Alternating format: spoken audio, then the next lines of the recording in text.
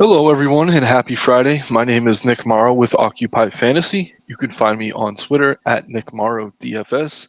I'm here today to help you break down this 11-game NBA DFS slate on both DraftKings and FanDuel. If you haven't already, please click the like button as well as subscribe to help this video climb up those YouTube algorithms so we can provide more free content to you similar to this. If you haven't already, please sign up with Occupy Fantasy today. There are plenty of links in the description. We offer the beautiful NBA model you see here, similar model for all other sports as well. You get access to a lineup builder for single and multi entering in your DFS contests. We also have a private Discord server where you're getting access to experts pretty much 24/7, but we have a primary window 30 minutes leading up to slate locks where you could ask specific questions about your lineup, contest selection, anything really. But yeah, great team over at Occupy Fantasy. Really happy to be involved. And yeah, we got 11 games today. Going to go game by game rather quickly. Getting a little bit of a late start today, but the good news is we have more of the injury news than we do when we do these videos a bit earlier in the morning. But yeah, I'm going to go game by game. And if I'm looking up to the right, it's because I have multiple monitors here, just checking out the spreads and totals as well as the injury report as we go through. So I know we have viewers that like DraftKings and FanDuel, so I'll do my best to kind of click through both as we go through this. And yeah, I'm going to go as quickly as possible, but it's going to be tough for 11 games. So let's get down to it. So the first game on the slate, we have the Washington Wizards at the Charlotte Hornets. The Wizards are 3-point favorites on the road, 225.5-point game total. That's a pretty solid total there. Take a quick look at the injury report. Obviously, still no LaMelo Ball, no DSJ, Gordon Hayward, or Cody Martin. Yeah, I mean, Charlotte looks decent here. I don't mind getting to Terry Rozier as long as he's in the lineup. He missed last time, which created opportunity for guys like Theo Maledon. They're not really going to be relevant today, that Charlotte value. I think it's really Rozier or Oubre from Charlotte that we're looking at. Washington's fine in the front court. Plumlee's not a terrible play, but really I'm not that interested in these front court plays because there's just a ton of good center and power forward options on this slate. Over on the Washington side, no Rui Hachimura, no Johnny Davis or Delon Wright. I think everyone else is a G League player, so no significant injury news there. Washington's one of these teams where they have good players, but it's tough to know who's going to go off on any given night. Porzingis, Beal, Kuzma all look like decent plays. But yeah, it's really tough to prioritize one over the other. Looking over on FanDuel, similar prices. I mean, I guess I'd go Kuzma on FanDuel just because he's a little bit cheaper. Beal looks probably better than anyone on DK though, at 8,400. I don't mind Porzingis at 8,700, but again, there's a ton of good center plays on the slate. Charlotte has been a really good spot for opposing centers, so that alone makes me have some interest in Porzingis. But yeah, when you're locking in guys in that early game, it kind of makes it harder for you to pivot as more news breaks throughout the slate. So you got to keep that in mind as well. Denny Avila is really the one value play I think you could consider for Washington. He's been solid with Rui out. I know he's 4,800 on DK. Still not popping towards the top of our model. There's just a lot of good value plays today. But I could do a quick search. Yeah, 4,800 on both sites. I think he's viable. Really not someone I'm prioritizing though. And again, I like to leave roster spots with some pivotability, with some opportunity to late swap if we need it. So overall, not the best game environment. I don't mind Rozier, Oubre, or kind of that big three for Washington. Denny Avila is a decent value play, but really not a game I think we have to prioritize. Moving into the next game on the slate, I was going to go by the order of the injury report, not the order on FanDuel. So that takes us to, there's a bunch of games at 7:30. So the Atlanta Hawks are hosting the Denver Nuggets. The Nuggets are 2.5-point favorites on the road. Very high, 233 game total here. So this is a good one. We take a look over at the injury report. We see Jamal Murray is now probable. He's been excellent lately. I like him a lot. Michael Porter Jr. is out. Jeff Green is doubtful. So yeah, I'll start with Denver. Obviously, Nikola Jokic is an excellent play. Any slate he's on. I think if we check the Occupy model, sort by OF index, which is going to weigh upside along with price, definitely more of an emphasis on upside. We see Jokic tied with Giannis as the best play on the slate. And in the same breath, we see very, very low ownership. That's because there's really good value centers. But whenever you can get a stud like this, sub 10% on a big slate, sub 5% even, it looks like on DK as things stand, that's a very appealing tournament play to me. So I do like Jokic a lot here. Jamal Murray's been excellent lately. I'll click over to him on FanDuel. I think their game log's just a little bit easier to read for the sake of the video, but we've seen him go for 30 plus fantasy points pretty much every game of his last 10 played. I mean, 40 plus in 3 of his last 5. Really solid option here at 7,100 on FanDuel. Looking over on DK, I imagine he's similarly priced. Yeah, 7,100 right on the button. So he's fine. Aaron Gordon's kind of boomer bust. We've seen him hit a 50-point ceiling. We've seen him with a single-digit floor. I think he's in play, but not someone we have to prioritize. And then Bones Highland's back as well as Jamal Murray, so that should take Bruce Brown out of the starting lineup. If Bruce Brown's still starting, I think he's fine. But if he is not starting, I'm really not all that interested. He's kind of priced up to have some of these guys out. So just wrapping up Denver quickly, it's really Nikola Jokic, Jamal Murray, and then a bunch of kind of secondary options that I don't think we need to prioritize. Over on the Atlanta side, we're looking at Bogdanovic is questionable. He's been out all season. If he's back tonight, that would certainly be a little bit of a boost to this offense. I don't think they're going to rush him into big minutes. He's recovering from a knee injury, so I probably won't get there regardless. Clint Capella is questionable, and John Collins is out. So that means Nneka Okongwu, I'm probably pronouncing that wrong, please forgive me. He's going to be appealing here as a value option. If we check the value model now, I think we still have Capella in as things stand, but say he's ruled out, I imagine he would pop right to the top there. So definitely keep an eye on that. We also have DeAndre Hunter out, so they're really thin on the wing tonight. That's why we see guys like Jalen Johnson popping towards the top of the model, AJ Griffin. I don't know that I really trust any of them. I would keep an eye on that starting lineup, but what that's really going to do is whoever starts at center is going to see a major boost. But let's see. Let me check some of these power forwards. I don't want to write them all off. I know Kaminsky's been getting some minutes. I'm not really a fan. His game logs have not been inspiring at all. Let's see here. They have Jarrett Culver on the roster. He's had some good games with Minnesota. He's tough to trust. I mean, if Jalen Johnson starts, I think we could go there as a punt. I'm really not rushing to get to him, though. Kind of a similar story with AJ Griffin. He's actually been pretty good. So maybe Griffin's the preferred value play here if all those guys are out, along with Okongwu, as long as he starts at center. But we do have options at center tonight. But yeah, it's a foot injury for Capella. He's questionable. I tend to think he plays, and if he does, he is going to see increased usage with Collins out of the lineup. That should secure his minutes a bit as well. But yeah, as it stands, I mean, they got enough guys out to definitely look at Atlanta for some value, but that starting lineup's going to be important. There's certainly a lot of different ways they can go. And then at the high end, obviously, we have Trey, we have DeJounte Murray, who look good on both sides. I'll just click over to DK here as well. Murray is certainly cheaper, but more inconsistent. Trey's been shooting the ball more lately. Very early in the season, we saw Murray's usage rate higher.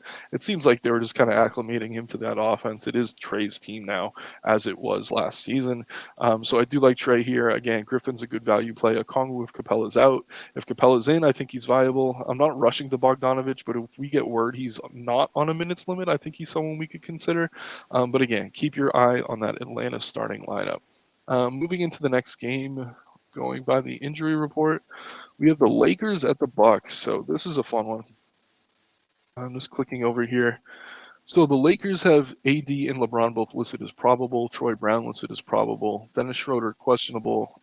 They cut Matt Ryan. I don't think that's really relevant. Lonnie Walker questionable as well. So we're seeing a trend lately with Anthony Davis. He's been producing as one of the better plays on any slate he's on. Even with LeBron in the lineup, he seems healthier than he has the past couple of seasons. He's kind of settling into his role, especially offensively. So where we're getting him sub 10%, I think he's a really strong pay up on both sites. Power forward eligible on FanDuel makes him easier to get to over there. Excuse me. LeBron's fine on both sides, really not someone I'm rushing to get to. Pat Beverly is back, but we're still seeing Dennis Schroeder starting at the 2. As long as Schroeder's starting, I think you could maybe consider him for value. But on an 11-game slate, I do think we have better value plays than, say, Dennis Schroeder or a Pat Bev, so I don't think we necessarily have to go there. Just checking if anything's popping towards the top, and I'm not seeing anything. Then over on the Milwaukee side, we're actually getting Chris Middleton back tonight, which is obviously good for the Bucks. It could cut into Giannis's usage, but when Middleton was out for an extended period last year, we did see them kind of ease his minutes up slowly. I'm expecting similar situation here. It is just a wrist injury. If he's 100%, he should be fully good to go in terms of conditioning. But at 7,400, I'm not necessarily rushing to get to him. He's going to cut into Drew and Giannis's usage, but it also makes the defense a little softer on Giannis when they do have Middleton to go to, mostly beyond the arc. Definitely creates some spacing for that offense. So I do like Giannis here. I think he's totally fine. Strong pay-up play. And yeah, he's tied with Jokic, the top index play on our model. So no reason not to like Giannis here. But yeah, I mean, it's really the pay up options from this game that I'm targeting. There's really no value that I'm considering, but it is a good game environment and what should be a competitive game. 230.5 point total. The Bucks are 8.5 point favorites, so good spot there. Just keep in mind Middleton's back tonight. If one of LeBron or AD were ruled out, the other would become one of the best pay ups on the slate. I don't imagine that's going to happen with both of them probable, but we've seen their injury reports change throughout the day in the past, so just something to keep an eye on. Moving into the next game, we have the Boston Celtics at the Miami Heat. The Celtics just have Robert Williams out. He's actually been scrimmaging. He should be back soon. Gallinari out for the season. Nothing else to really write home about there. Then Miami with maybe the most obnoxious injury report ever. They have Jimmy Butler questionable, Dwayne Dedmon questionable, Hero, Highsmith, Robinson, Struce, Vincent all probable. Yurtseven still out. Jovic is questionable. Da, da, da, da, da, da. So pretty much, if everyone's in, I really don't have much interest in Miami. If some of these guys are out, then I think we could look to the other starters. Whenever Jimmy's out, Bam and Hero become somewhat appealing. Lowry only becomes appealing with kind of two of those three out, which isn't something we see all that often. But yeah, I mean, Boston kind of handled Miami the other night. There's this funny viral image of Haslam guarding Tatum going around. That's definitely brought a smile to my face. But yeah, Celtics are 7 point favorites at home, 226.5 point total. Jason Tatum, though, he's kind of the priority here. He's having an MVP type season, 10-8 over on FanDuel. Taking a quick look at his price on DraftKings, 10-9. So yeah, I mean, we don't usually want to pay that much for Tatum, but he has been kind of producing at that level, and we're going to get him sub 5%. So I think he's a fine tournament play. Jaylen Brown's kind of Tatum light, obviously not the same ceiling, but pretty high floor, consistently hitting around 40 fantasy points. I think you could go to Jaylen Brown. I don't have much interest in the guards with all of these guys healthy. One of White, Brogdon, or Smart probably has a good game here. Really not rushing to any of them, though. And then Al Horford, he looks good on FanDuel where he's power forward eligible. Center only on DK. He's tougher to get to. But yeah, he just signed a big contract, so we got to keep an eye on how motivated he is. Obviously, contract year Horford has been a thing in the past, so hopefully he stays as engaged as he's been earlier in the season because he's looked really good. But yeah, decent game environment. No one really standing out for me here. It's really just the pay-ups. No major value because there's no major injuries. So we can move right into the next game. We have the Cleveland Cavaliers. Just a second. The Orlando Magic. Oh no, I got that mixed up. The Orlando Magic are at the Cleveland Cavaliers. Just a second.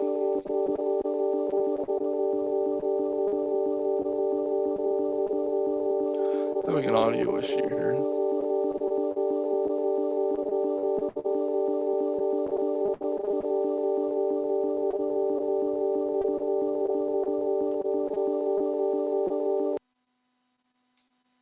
Okay, I think I fixed it. Hopefully that fixed the audio issue. There was some echo. I just got an email. Anyway, moving right along. Sorry about that, everyone. So we have the Orlando Magic at the Cleveland Cavaliers. The Cavs are 10.5 point favorites at home. And yeah, I'd say there is some blowout risk in this one, but if we look at the injury report, still no Jared Allen for the Cavs. Kevin Love is questionable. Isaiah Mobley, not to be confused with Evan Mobley, is out. And then Dylan Wendler's out as well. So we've seen with Jared Allen out that Evan Mobley actually sees a really solid boost. I do like him a lot here at 7,200 on FanDuel. I'm guessing we're going to see a similar price over on DraftKings. 7K flat. Yeah, really strong play here. With Allen out, he's seeing increased usage, increased rebound opportunities. Even better with Kevin Love out too. So keep an eye on that. I mean, if Love is in, he could slide into the starting lineup and Mobley could move down to the center spot. We've seen Robin Lopez start at times for this Cav team, but he really just takes the opening tip off and then he disappears. So not something you necessarily need to consider. Um, but yeah, I like Mobley a lot on both sides. He's probably my favorite Cav play. We obviously have Garland and Mitchell as well. They look decent. Really, neither are priorities for me, though. There's just so many good guards on this slate. You could go to either in tournaments and feel pretty good about it, but I don't think I'm rushing to either. Wendell Carter Jr. is still out for Orlando. Mo Bamba is questionable. Chuma Okiki is out. Jalen Suggs is out. And Jonathan Isaac is still out as well. So we should have Bol seeing increased run in this front court again with Carter Jr. out. And if Mo Bamba's out, I think he's going to be even safer. It's tough to want to use his center spot. He had a rough game last time out, but he's been consistently over 40 fantasy points. Maybe not consistently, kind of every other game. So if we're following that pattern, today's probably the day he goes off, right? Yeah, not a way to build lineups, but I do like Bol here. I certainly like him more if Mo Bamba is out. If Bamba starts, he's kind of borderline viable as a center. The Magic recently got both Cole Anthony and Markel Fultz back in the lineup. They're both fine as guard plays. Really, neither I'm rushing to. Their minutes are going to slowly tick up as we see the season progress. But Wagner's price has dropped a lot. That's because he's the bad Wagner. I'm thinking of Franz Wagner. Um, yeah, I mean, Franz is fine. If Mo starts, I think he's borderline okay. But this is going to be one of the worst game environments on the slate, I imagine. Yeah, 217-point total, two slow teams. Cleveland plays really strong defense, so not a spot I'm rushing to get to. I mean, Paulo Banchero, definitely in conversation for Rookie of the Year. He looked great in the first half last game out, and then he kind of got in some foul trouble. Then there was a blowout. He really hasn't been hitting a ceiling that justifies that price, but I think we could see it soon. So Boncharo's a decent tournament play. I'm going to take a quick look at the model over here. Yeah, nothing popping towards the top other than Donovan Mitchell for Cleveland. And then as far as value goes, yeah, we're seeing Lamar Stevens kind of pop as value, Dean Wade as well. I think that's under the assumption that Kevin Love sits. If Love sits, whichever of those two starts, I think is in play, but they're just kind of boomer bust, especially Stevens. We've seen him go for 20, 30 fantasy points at times, but other games he just doesn't even touch the ball. So not someone you can necessarily rely on. But yeah, both teams getting pretty healthy. I guess Bol is my favorite tournament play from the Magic. I don't mind Banchero. And then I really, really do like Evan Mobley on both sides. I think he's a solid play here. So next game on the slate, we are going to the Toronto Raptors at the Brooklyn Nets. The Nets are 1.5-point favorites at home. Ben Simmons is still out. Still no Yuta Watanabe for the Nets. Over on the Raptors side, they're as healthy as they've been all season. No Precious Achua, and it looks like everyone else is healthy otherwise. So let's click back over to that game. Kevin Durant is simply in his bag right now. The guy has been playing outstanding basketball. He's too cheap on FanDuel at 10-6. There's a lot of good payups on this slate, but I do like Durant over there. He's much tougher to get to on DK at 11K. It's just kind of the way the sites break down pricing. Sub 11K is easy to get to on FanDuel. Anything over 11K is kind of tricky on DraftKings unless we get more value. But I do like KD. He's just been crushing lately. He's seeing even more usage with Ben out of the lineup. I know Kyrie was mispriced last slate on FanDuel at 7,800. He's up to 81 now. I still like him. Really not a priority for me here either. 82 on DK. He's okay. Just someone who's kind of tough to get to. We did see Joe Harris have his first quality shooting game all season, but I think both sites really boosted his price in a big way. Yeah, coming off back-to-back games where he's over 20 fantasy points, super scoring dependent, but someone you could maybe slide in as the last man in. I could say the same for a guy like Royce O'Neal, Seth Curry. These secondary Nets plays are all fine. I mean, the one net we kind of have to target is probably Nick Claxton. With Ben Simmons out of the lineup, he secures more minutes at that 5. More rebound opportunity, more ball handling for Claxton. Didn't look great in that last game without Simmons, but I think that's a bit of an anomaly. More appealing on DraftKings where he's 6K flat. Probably the easiest play to get to from the net side. But obviously Durant, I wouldn't say I like Claxton more than Durant, but point per dollar, I probably do.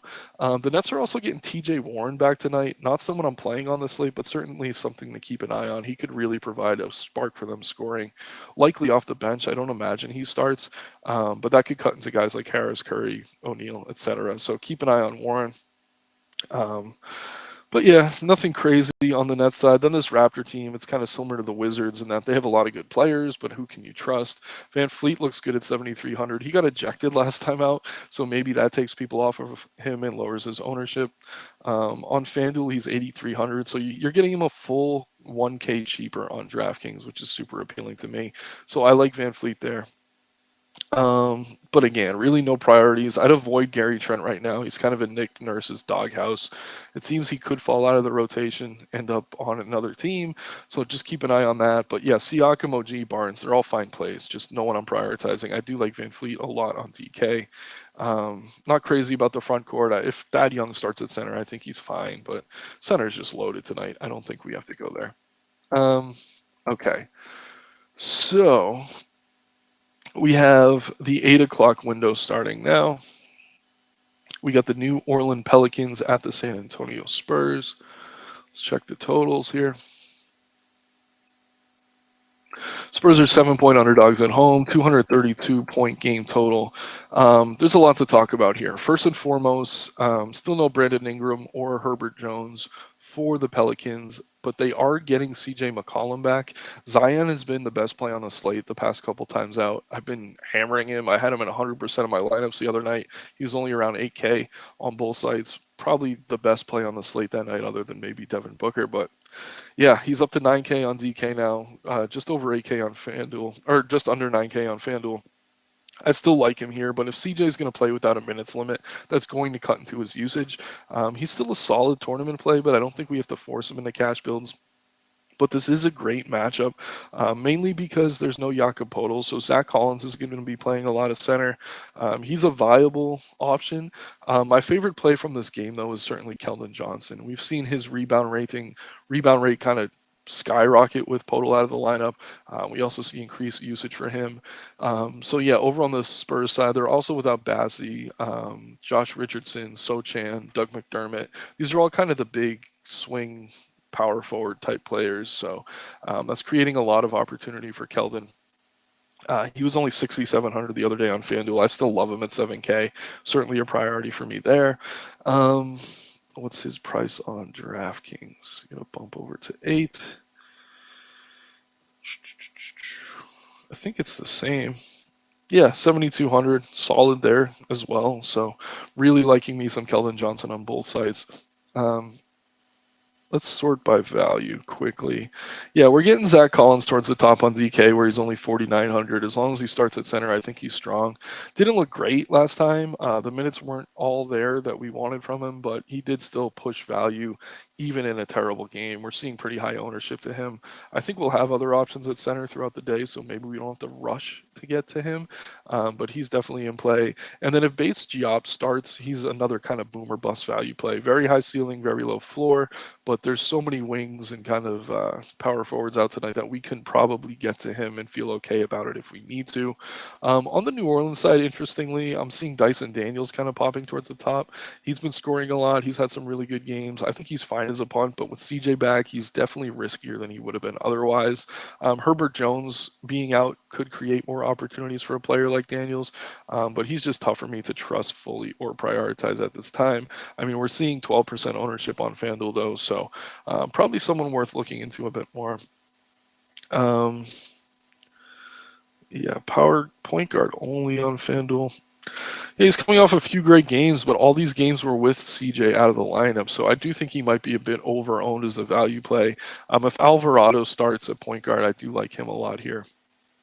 But again, with CJ back, all these guys are going to miss out on some usage.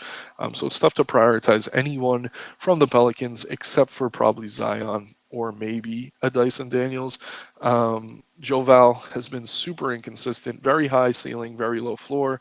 With Larry Nance back, he could miss out on a couple minutes too. And the Spurs aren't exactly a huge team, so he could get run off the floor, but at the same time, it's a soft matchup, so he could play really well. But I mean, Zion's look good at the 5, and they have plenty of depth there now, so I'm not rushing to Joval on this slate. Let's see here. So moving into the next game, we have the Philadelphia 76ers at the Memphis Grizzlies. Still no Desmond Bane for the Grizzlies. Um, Nothing else really to write home about in terms of injuries over there. No Tyrese Maxey or James Harden for the Sixers. And Tobias Harris is questionable. I mean, I already like Joel Embiid, but if Tobias Harris is out, we have to like him even more. I think just the usage is just going to be massive. And if Memphis is soft anywhere, it's probably the front court in terms of defense. Um, but yeah, obviously John Morant's a great play. Anytime Bane's out, even with Bane in, he's been awesome. He's finally back below 10K on FanDuel. That makes him especially appealing to me. 10-8 on DK. So yeah, if you like John tonight, maybe play some FanDuel lineups if you're more of a DK guy, because you get really strong exposure over there, coming in under the field on DK and feel pretty good about it. Dylan Brooks' favorite player. Dylan Brooks is active. He's going to take a ton of shots. He's very scoring dependent. His price is up, so I don't think we have to force him. He's fine though. Really, just not someone I'm ever prioritizing. But yeah, it's really the pay ups here, especially Embiid. Shake Milton's been excellent for Philly with all the guards out. I do think he's fine at 6,600 on FanDuel. I imagine he's priced similarly on DK. Yep, 6,700. So yeah, Milton's a good option. You could definitely look to him. Um, Better if Harris is out, because a lot of the offense is going to run through Embiid, but when it's not, it's probably going to go through Milton. D'Anthony Melton's a fine tournament pivot, but not someone I'm rushing to get to over there. Moving right along, we have the Phoenix Suns hosting the Houston Rockets. The Suns are 11.5 point favorites at home. So this is a fun one, just because Chris Paul was in the news last night. It seems he's come down with the Kardashian flu. That could be why he's been out for so many games. But whenever Paul's out, we have to look to Devin Booker. We have to look to Cameron Payne as options. They both look solid here. Over on FanDuel, I think they're a little bit easier to get to. No, actually, Booker's more expensive on FanDuel than he is on DK now. I still like him on both sites. No one's been playing him. He's coming off a game in which he scored 50 real points. Campaign pretty inconsistent but strong at 6K on FanDuel. Similarly priced on DK. He looks good here. DeAndre Ayton's fine. I don't mind Torrey Craig as kind of a value play on the wing. Bridges is okay, but I mean, it is a good game in terms of playing against the soft defense and pushing a 230-point total. But at the same time, there is some blowout risk. But we did see Booker get there in just 3 quarters last time out. I'll just quickly look at this game log. Yeah, 30 minutes, 51 real points, 4 rebounds, 6 assists. Just a stellar game. And the game before that, I mean, it went to OT, but he played even better. 71 fantasy points. So Booker, one of the premier pay-ups on this slate. Not someone I think you have to force in that game just because there is the blowout risk, but I don't know that he gets the ownership he necessarily deserves. So fine with Booker, like campaign. Um, I hope everything works out for Chris Paul. He's probably in the doghouse with his wife this morning. So moving on to the other side here, we have the Houston Rockets. Jashawn Tate is out once again. That's really the only injury to report on. So Jalen Green and Kevin Porter both look fine. Neither are really priorities for me. Alperen Sengun's probably my favorite play here, but once again, center's loaded, so he's just tough to get to. Don't mind Jabari Smith as kind of a tournament punt. Not even a punt, just kind of a boom bust play. Same with Eric Gordon. These are guys with very, very wide range of outcomes, but when they have a high ceiling and a very low floor, you usually get them cheaper than their ceiling. Would be if they're hitting that number consistently. So that makes them good tournament plays, but very risky tournament plays at the same time. So I like Green and Porter. I like Sengun. It's just tough for me to want to prioritize anyone from that game tonight. So moving into the next game in 9 o'clock, we have the Utah Jazz hosting the Indiana Pacers. The Jazz are 4.5-point favorites at home. Still no Mike Conley or Rudy Gay for the Jazz. I'll just start talking about them first. We've seen a lot of good games out of Colin Sexton lately. I think he's a strong play. Only 5,100 on FanDuel. That just seems too cheap. Kelly Olynyk's price finally came up. He's 6K. I think he's fine. Really not someone you could prioritize.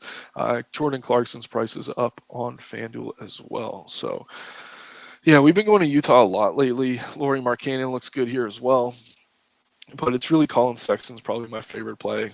Clarkson's priced up more than he maybe should be. I do like Olynyk at 5,800 on DK. Malik Beasley's kind of your boom bust tournament play off the bench likely. Very high ceiling, very low floor, scoring dependent, sub 5K, checks all the boxes. Is a good tournament play. Then on the Pacers side, big news here is Tyrese Halliburton is questionable. If he's out, that's going to create a lot of opportunity for TJ McConnell, assuming he ends up starting a point guard. We did see the last game with Halliburton out, McConnell did not start, so that's something to keep an eye on. I think he still had a solid game, but guys like Nemhard, Mathurin, Heald, whoever's starting for the Pacers with Halliburton out is going to be especially appealing. Even O'Shea Brissett, I don't mind if he starts with Chris Duarte out as well. It's really tough to prioritize anyone in the front court other than maybe a Miles Turner. Um, Jalen Smith has had some big games. Jackson's had some big games. They're both super boomer bust. But really, keep an eye on that backcourt. Keep an eye on the starting lineup. This is one of the games you may want to leave some room to pivot for. Personally, I think Halliburton could be okay. It is a groin injury. He's listed as groin soreness, so no strain necessarily. So there's a good chance he ends up suiting up and playing, but definitely keep an eye on that. Halliburton has this ridiculous streak going right now. I don't know if it got snapped last game. Oh, he did have a turnover, but he had like 50 assists or something without a turnover. Just ridiculous. He's been outstanding for them. Still think the Kings got hosed in that trade, but that's a conversation for another day. So moving into the last game on the slate, we have the Bulls at the Warriors. The Warriors 7-point favorites at home. One of the highest totals on the slate here, 236.5 points for Golden State. Curry's been excellent this season, more consistent than we've seen him in years past. A little bit expensive on both sides though, compared to some of the other pay up options we have. Don't mind Wiggins, Green, Clay, all kind of secondary options for me though. Similar story over on Chicago. It's just really two healthy teams here. Let me double check this injury report before you quote me on that. But yeah, only Iguodala out for the Warriors and just Lonzo Ball out for the Bulls. So two healthy teams, which means all the starters are in play, but really no one I'm rushing to. Drummond is kind of a decent boom bust option in tournaments, but we do have good value at center on this slate, so you probably don't need to get there. If I'm picking a play from this game, it's probably Levine. He's looked better lately, and he's just a bit cheaper than DeRozan. I mean, DeRozan's been producing at a very high level. 8,300 is appealing on DK. Again, all these guys look solid. It's just similar to that Wizards situation we talked about earlier, where there's just too many mouths to feed to really trust any one player, but they all are appealing for tournaments. So just to kind of go over things one last time, I'll take a quick look at the model here. We have at the top of the OF index Jokic, Antetokounmpo, Embiid, Young, Booker, Davis, Morant, Tatum, all really strong plays. No one in that section affected by news that we're waiting on, I don't think, except for Embiid. If Tobias Harris is out, he should see even more of a boost. But what's big to me here, it looks like most people are going with the balanced build today because we don't really have the value we normally do on these bigger slates. So keep an eye on that. But the only guy over 10% owned out of all those players I just listed is Trae Young on DK. So pretty surprising to me. But yeah, something we got to keep an eye on. And then sorting by value. I mean, we're getting a lot with Atlanta, but I do want to see that starting lineup before I commit to any of it. If Dyson Daniels starts for the Pelicans, I do think he's fine. Zach Collins at center with no Jakob Poeltl. I'd rather get to a lot of Keldon Johnson than like 100% Collins, but I do think Collins is one of the better centers for cash games today. Then Bates Diop if he starts. Keep an eye on that Utah lineup as well. But Nick Claxton looks really good with Ben Simmons out as center as well. Again, AJ Griffin, Jalen Johnson for Atlanta. I do prefer Griffin of the two. Neither seem to be drawing much ownership now, but that could change throughout the day. Colin Sexton, too cheap on both sides. I like him a lot here. Overall, a really fun slate, guys. I think we're going to have a good time tonight, make some money. I've enjoyed these bigger slates this season. You can kind of play guys you actually like and not worry too much about ownership with so many quality options. Just looking quickly, yeah, Collins and Diop are kind of the highest owned plays on both sites. Sexton, Keldon Johnson, we mentioned. Um, but yeah, again, please click the like button. Please click subscribe. You can find me on Twitter at Nick Marro DFS.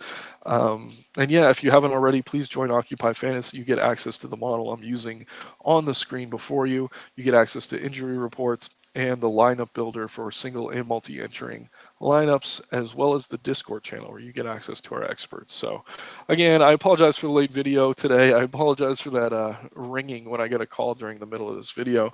I just really wanted to get this out to everyone. But we have a fun slate tonight. If you guys aren't in the Discord, get in there. We will dissect the news as it breaks throughout the day. And the model, it updates in real time. So say Colin Sexton gets ruled out, you'll see him fall off here, and you'll see Clarkson get a boost, and a couple other guys get a boost, maybe like a Taylor Horton Tucker, something like that.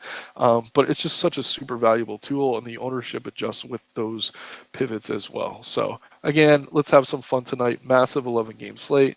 Looking forward to it. Good luck, everyone. Let's make some money.